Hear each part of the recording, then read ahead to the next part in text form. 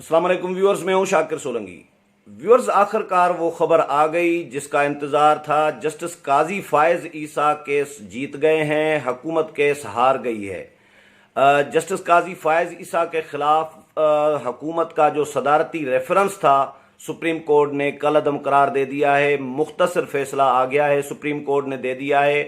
तफसीली फैसला आएगा तो उसमें बहुत सारे नुकात होंगे, लेकिन इंफॉर्मेशन बड़ी खबर आपके साथ ये शेयर करता चलूं कि सुप्रीम कोर्ट ऑफ पाकिस्तान ने जस्टिस काजी फायज ईसा के खिलाफ पीटीआई गवर्नमेंट का सदारती रेफरेंस जो हुकूमत ने भिजवाया था वो कल अदम करार दे दिया है। और जो नोटिस दिया गया था जस्टिस काजी फायज ईसा को, वो भी वापस ले लिया गया है। मामला एफबीआर को रेफर कर दिया है सुप्रीम कोर्ट ऑफ पाकिस्तान ने कि ये एफबीआर इस मामले जो जायदादें हैं जस्टिस काजी फायज ईसा की अहलिया की, उन जायदादों से मुतल्लिक नोटिस जारी करेगा जस्टिस काजी फायज ईसा की अहलिया को, और वो जस्टिस काजी फायज ईसा के सरकारी रहायशगाह पर नोटिस भेजे जाएंगे उनकी अहलिया के लिए।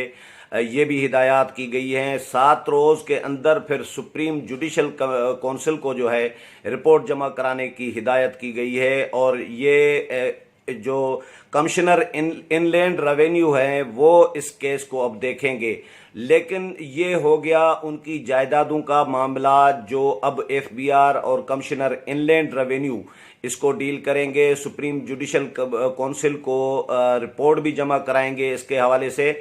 लेकिन जो सदारती रेफरेंस का केस चल रहा था, सुप्रीम जुडिशल काउंसिल जिस केस की समाअतें कर रहा था, वो अब सदारती रेफरेंस जो है वो ख़त्म हो गया, कल अदम करार दे दिया गया। अब तफसीली फैसला जब आएगा तो उसमें मज़ीद बहुत सारे नुकात होंगे और अदालत यकीनन इस हवाले से भी कोई नुक्ता ज़रूर आर्डर देगी कि सदारती रेफरेंस जब कल अदम करार दे दिया गया तो गलत रेफरेंस भेजने पर क्या अदालत फैसला देगी, इसका भी हम तफसीली फैसले में देखेंगे। तफसीली फैसला फौरी तौर पर नहीं आता, कुछ उसमें वक्फा दिया जाता है। ज़ाहिर है बहुत सारा सैकड़ों पेजेस का फैसला होता है तो उसमें टाइम लग रहा होता है। तो ये अभी फ़िलहाल मुख्तसर फैसला 10 रुकनी जो बेंच था सुप्रीम कोर्ट का, जो जस्टिस काजी फायज ईसा की दरख्वास्तों की समाअत कर रहा था,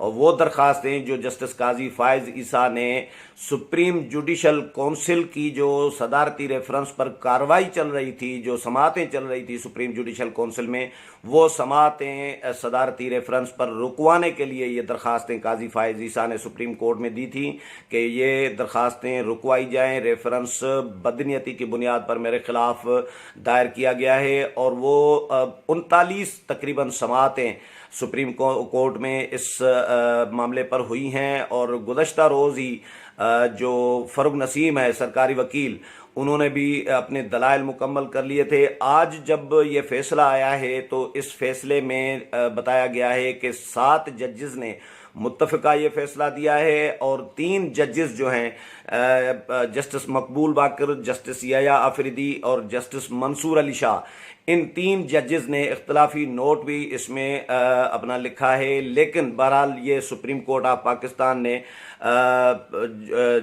जो मुख्तसर फैसला है वो दे दिया है। और आज जब फैसला दिया जा रहा था तो उस वक़्त सरकारी वकील फरुग नसीम भी अदालत के कमरे में मौजूद थे और उनके साथ इनके अलावा शहजाद अकबर जो एसेट्स रिकवरी यूनिट के सरबराह हैं वो भी मौजूद थे। लेकिन बताया जा रहा है, हमारे जो साथी वहाँ पर मौजूद हैं सुप्रीम कोर्ट ऑफ पाकिस्तान में, वो बता रहे हैं कि शहजाद अकबर फैसला आने से चंद लम्हा ही पहले वो इस तरह खामोशी से निकल लिए कि सब हैरान थे कि ये अचानक कैसे गायब हो गए शहजाद अकबर। क्योंकि शहजाद अकबर के हवाले से बहुत सारी डिस्कशन हुई है सुप्रीम कोर्ट ऑफ पाकिस्तान में। समाअतों के दौरान सवालात उठाए गए हैं और इल्ज़ामात लगाए गए हैं जस्टिस काजी फायज ईसा की जानिब से एसेट्स रिकवरी यूनिट के सरबराह शहजाद अकबर के खिलाफ के शहजाद अकबर ने जो है जासूसी की है। एसेट्स रिकवरी यूनिट ने कैसे जासूसी की, मुअज़्ज़िज़ जज की जो सिटिंग जज है सुप्रीम कोर्ट ऑफ पाकिस्तान के, उनके ख़िलाफ़ उनकी ख़ानदान फैमिली की जायदादों से मुतल्लिक उन्होंने जासूसी की है, तो ये जासूसी करनी चाहिए या नहीं करनी चाहिए, इस पर भी बड़ी डिस्कशन चली है। बहुत सारे और इल्ज़ामात शहजाद अकबर के ख़िलाफ़ जस्टिस काजी फ़ायज़ ईसा ने अपनी दरख्वास्तों में लगाए हैं, नाम लेकर कि इनकी बदनीयती थी और इन्होंने बदनीयती की बुनियाद पर ये मेरे ख़िलाफ़ रेफरेंस दायर किया है।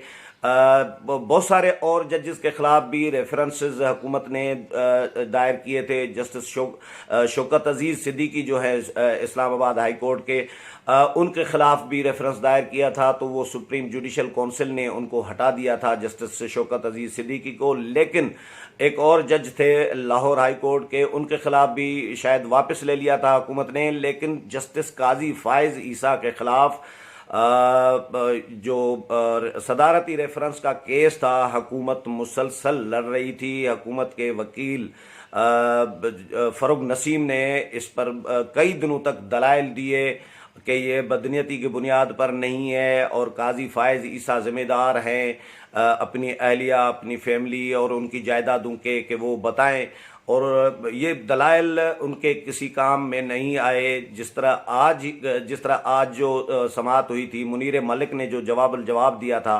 फ़र्रुख नसीम के दलाइल के रिस्पांस में, तो मुनीर मलिक ने कहा था कि फ़र्रुख नसीम गलत बस में बैठ गए हैं। ये बदकिस्मती है कि फ़र्रुख नसीम गलत बस में बैठ गए हैं। FBR जाना चाहिए था इनको, और ये FBR जाने की बजाय सुप्रीम जुडिशल काउंसिल में चले गए और सदारती रेफरेंस जो है इन्होंने दायर कर दिया जस्टिस काजी फ़ायज़ ईसा के ख़िलाफ़। तो ये गलत इन्होंने फैसला किया था। ये आज ही उन्होंने जस्टिस जो मुनीर मलिक हैं, जस्टिस काजी फ़ायज़ ईसा के वकील, उन्होंने ये कहा था, और ये आज जो फैसला आया है उसके बाद ये साबित हो गया है कि फ़र्रुख नसीम जो है वाकई गलत बस में बैठ गए थे और अब उनको आखिरकार उतरना ही पड़ा। और फ़र्रुख नसीम केस हार गए हैं, हुकूमत केस हार गई, इमरान खान केस हार गए, वज़ीर आज़म शहजाद अकबर केस हार गए। हम ये आप इस तरह कह सकते हैं। कई मौके पर इस तरह भी होता है कि जजेस के ख़िलाफ़ रेफरेंसेस जो होते हैं ये हुकूमत के इतना गले पड़ जाते हैं कि हुकूमत को ही चलता होना पड़ता है। जिस तरह मुशर्रफ के गले पड़ गया था उस वक़्त के चीफ जस्टिस इफ्तिखार मोहम्मद चौधरी के ख़िलाफ़ जो रेफरेंस था परवेज़ मुशर्रफ का, वो उनके ख़िलाफ़ गले पड़ गया और आखिरकार परवेज़ मुशर्रफ को जो है जाना पड़ गया था। तो ये बहरहाल ये रेफरेंस का भी उसका अमल दखल था, तहरीक चली थी परवेज़ मुशर्रफ के ख़िलाफ़। ये केस ऐसा था काजी फ़ायज़ ईसा का, इसमें भी लग ऐसा रहा था कि कहीं कहीं कभी कभार लगता था कि हो सकता है कि हुकूमत को ही न ले डूबे ये केस जो है। लेकिन अभी फ़िलहाल मुख्तसर फ़ैसला है और तफसीली फ़ैसला सुप्रीम कोर्ट का जब आएगा तो उसमें देखना ये होगा कि सुप्रीम कोर्ट ऑफ पाकिस्तान गलत रेफरेंस दायर करने पर, जो गलत इस सेंस में कि कलअदम हो गया तो सुप्रीम कोर्ट उसके बारे में ज़ाहिर है ठीक नहीं था, तभी कलअदम दिया है, सुप्रीम कोर्ट ने कलअदम तभी करार दिया है।